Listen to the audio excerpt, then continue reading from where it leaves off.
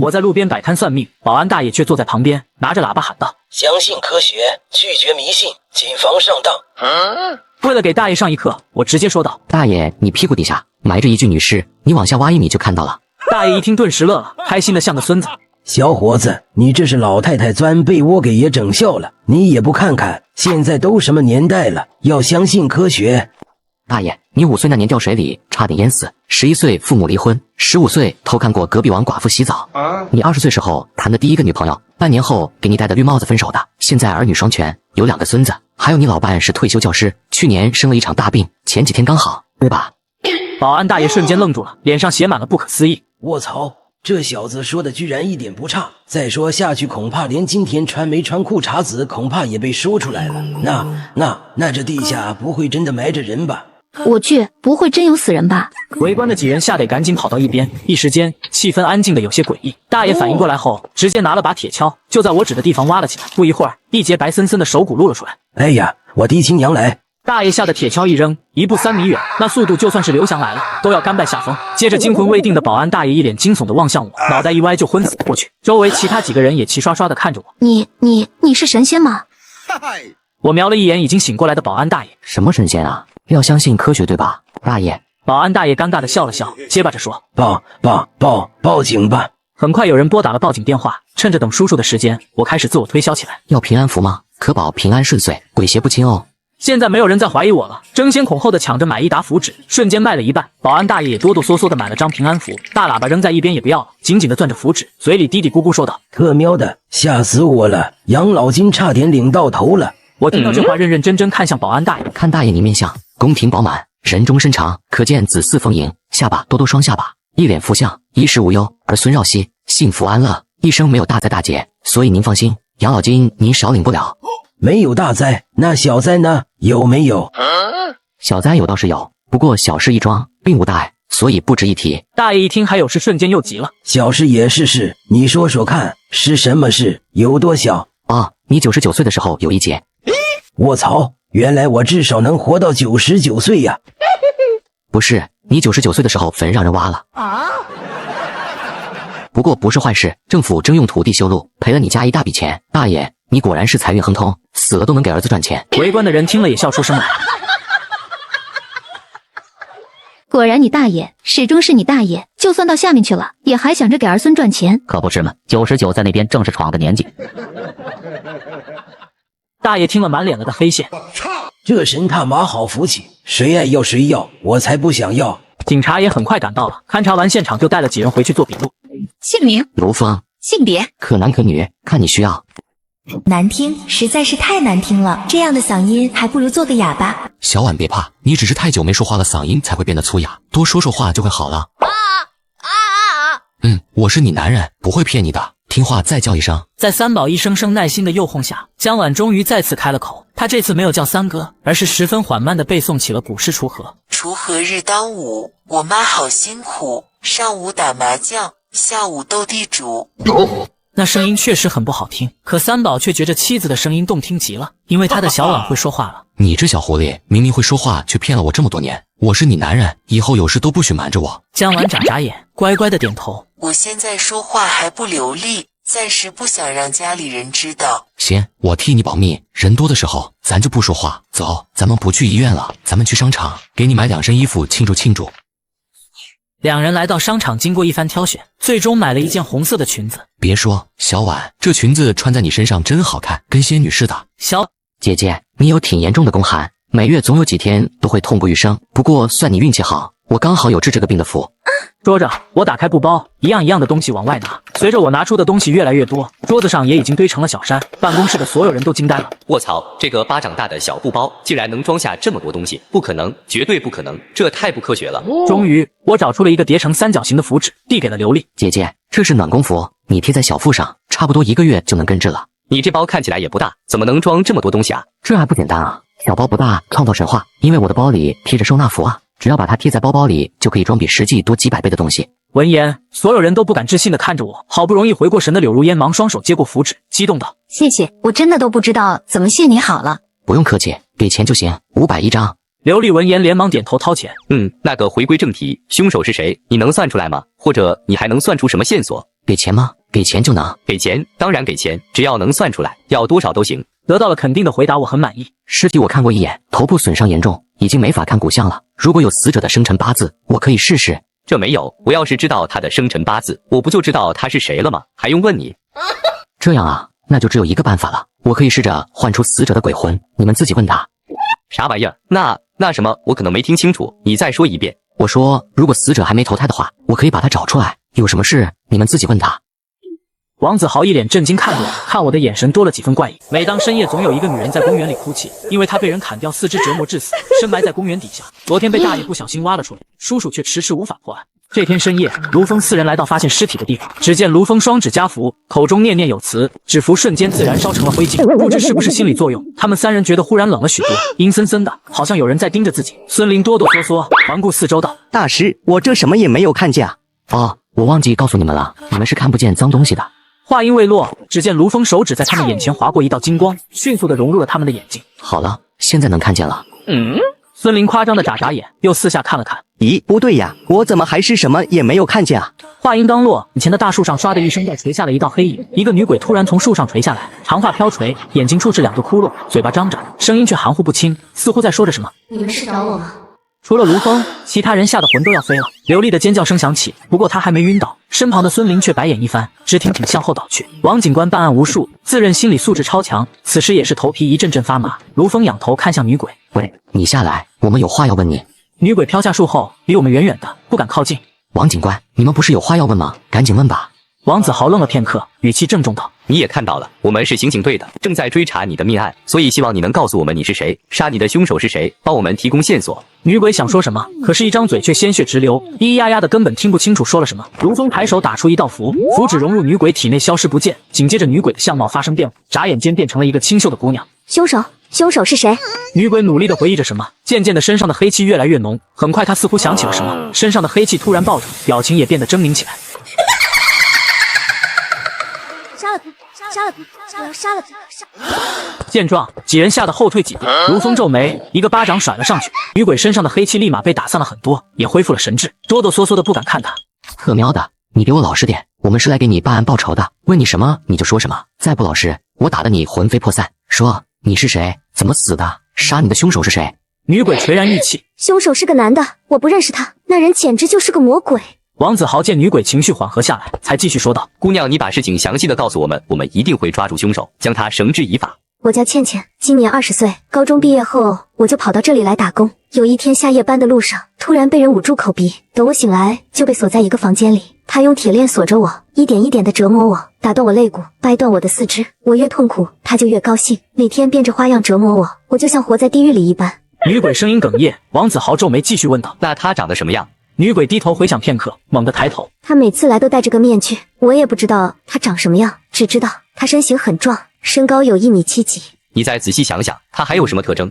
我记起来了，他的左胳膊上有个疤，像是烟头烫的。还有一次，他出门打电话，我隐约听见说他是孙明远，不过距离有点远，我也不太确定是不是孙明远。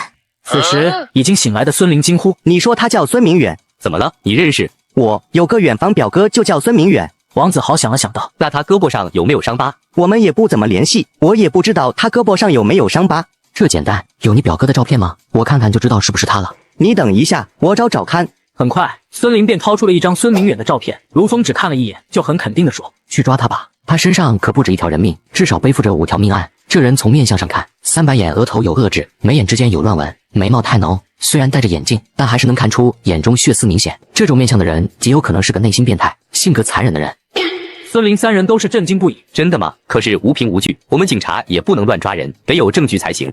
我仔细的算过了，他家地下室里有个暗室，现在里面就关着一个人，去晚了那人就没命了。至于证据嘛，我可以帮你给他下个真话符，这样证据自然就有了。不过是要收费的，也不多，给你一个友情价，5000块就行。成交。第二天，王子豪拿到了搜查令，火速带着人去了孙明远家。此时，刚刚起床的孙明远看到家里来了一群人，神色有些不悦，尤其是看到自己那个二愣子表弟，脸上更是写满了嫌弃。孙林，你咋来了？你这是要干什么？孙明远，我们是刑警队，有件案子想找你了解一下情况，方便进去谈谈吗？孙明远眼底闪过一丝慌乱，但脸色依旧平静。当然可以，我可是遵纪守法的好市民，配合警察办案是我应该做的。请进。卢峰走在最后，在孙明远转身往里走时，将真化符打在了孙明远的背后，符咒迅速融进他的身体。卢峰朝王子豪点点头，王子豪心领神会，拿出命案现场发现的那条手链，询问道：“孙明远，你见过这条手链吗？”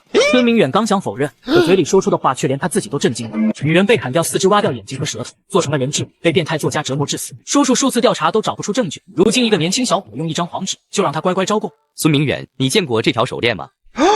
孙明远刚想否认，可嘴里说出的话却连他自己都震惊了。当然见过，我杀死的第一个女人就带着条一模一样的手链，我天天见，足足看了1个月，咋会不认识？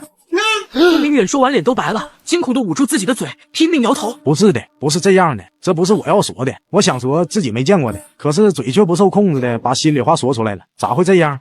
看来这真化符还真挺管用，这小子真的是凶手。一旁不知情的警员震惊的张大嘴巴，完全不敢相信自己耳朵。真是活久见了，参加工作这么久，还是第一次见到这么配合的凶手，这是脑袋被驴踢了吗？孙明远，你刚才说你杀了人。孙明远双手紧紧捂着嘴，试图阻拦自己说话，可是怎么也捂不住，声音还是清晰的传了出来。对呀，我是杀了人，还不止杀了1个，我想要写出更多的好书，我要出名，可是我做不到，因为我的灵感枯竭，我已经写不出好作品了。直到有一天，我亲眼看见一个人撞死在我面前，那惊心动魄的刺激带给了我无穷的创作灵感。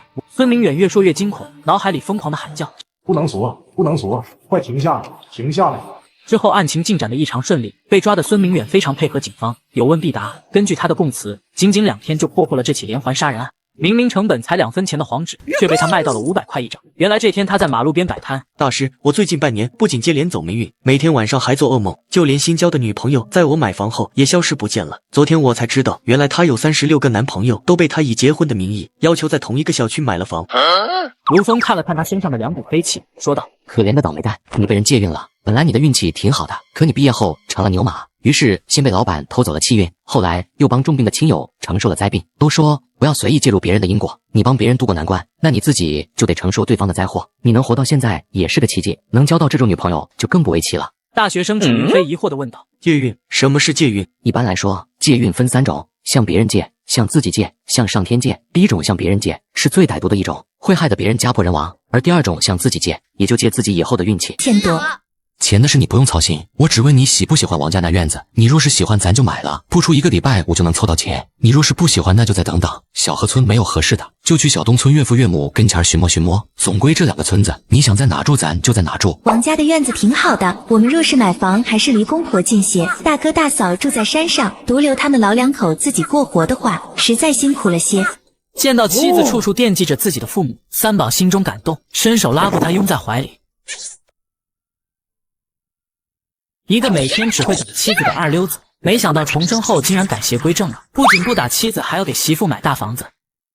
大姐，我和小婉想把隔壁老王家的房子买下来，你抽空了去帮我们谈谈价格。你和小婉又不是没地方住，突然买房子干啥？是不是大嫂说什么了？大姐，大哥和大嫂不可能一直在山上待着，我和小婉也总得有自己的家，正好隔壁卖房，我们买下搬过去，还能挨着爸妈住，这样也算一举两得。老三呢？你也知道，为了给老四娶媳妇，咱爸咱妈这么……也不一定，让人昏迷不醒的可能有很多种，必须见过本人才知道是怎么回事。怎么了？你家还有人昏迷不醒？不应该啊，看你的面相，家人应该没事。楚云飞犹豫了一下，在手机上找出一张照片拿给卢峰看。是我同学，他莫名其妙就昏迷不醒，是不是也有什么问题？卢峰看了一眼照片说道：你猜的没错，他确实有问题，整个人被一股黑气包围，比你还严重。楚云飞眼睛瞪得溜圆。什么？比我还严重？你要帮他。他是我最好的朋友，我们从小一起长大的，现在又是大学同学，住一个宿舍，他有事我一定要帮的。那你知道他最近发生过什么特别的事情，去过什么地方，或者接触过什么人或物吗？楚云飞仔细想着这几天的每一件事。他就是莫名其妙突然病了，病得很奇怪，前一刻还在跟我说话，说着说着人一下子就昏迷不醒，怪吓人的。原来如此，那个方便让我去看一下你们宿舍吗？方便，我这就回宿舍。路上卢峰神秘兮兮地问道：你有没有想过，每次遇到危险你都毫发无损，是为什么？楚云飞不明所以。为什么？是不是我命硬，杀起来比较费劲？卢峰笑着。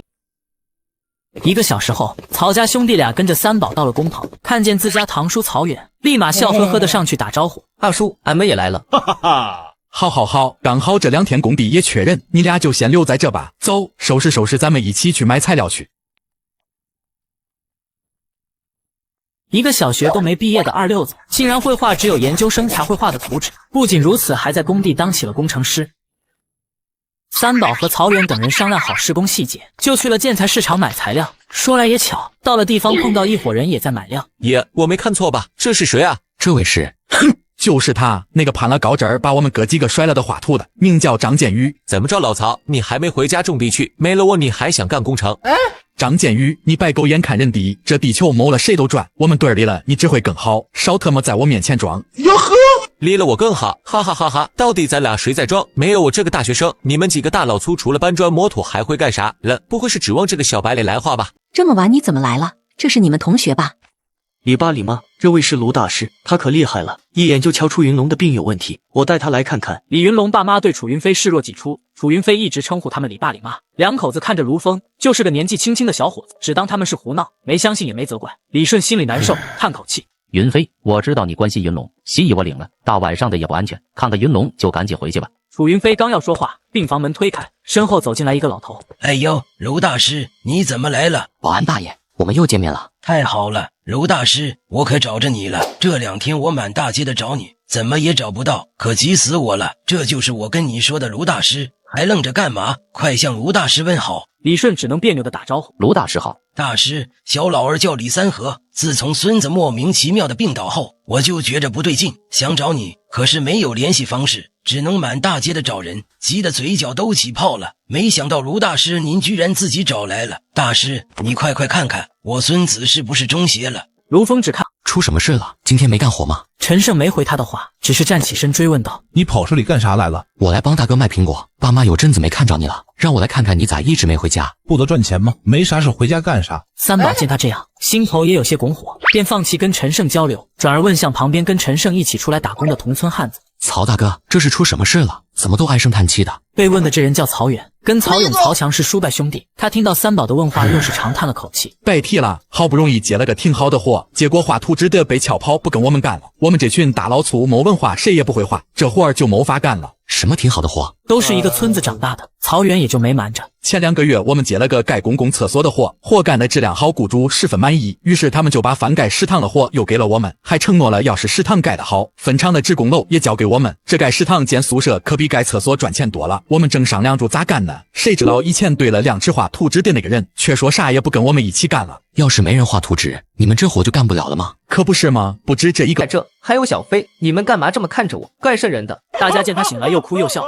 卢峰等他们情绪稳定了，才继续说道：借命是一种阴毒的禁术，想要彻底解决，必须要找出幕后之人，把术法破了。你们家族里是不是每隔几年就会有人意外死亡？我操！咦，别说，还真是，每隔几年家族里就会有年轻的小辈死去，而且都是横死。我们猜测可能是祖坟有问题，于是重新选了风水宝地，迁了祖坟，确保家里的阴宅阳宅都没有问题才放心。没想到今年我孙子又出事了。李顺想了想卢峰刚才说的话，试探性的问道：该不会我们家族里其他横死的人都是被借命了吧？把该不会去掉，就是被借命了。是这样的，你们家族里有没有年纪很大的老人？李老头想了半天：我60，大哥二哥也都70多岁，已经算年纪大的了。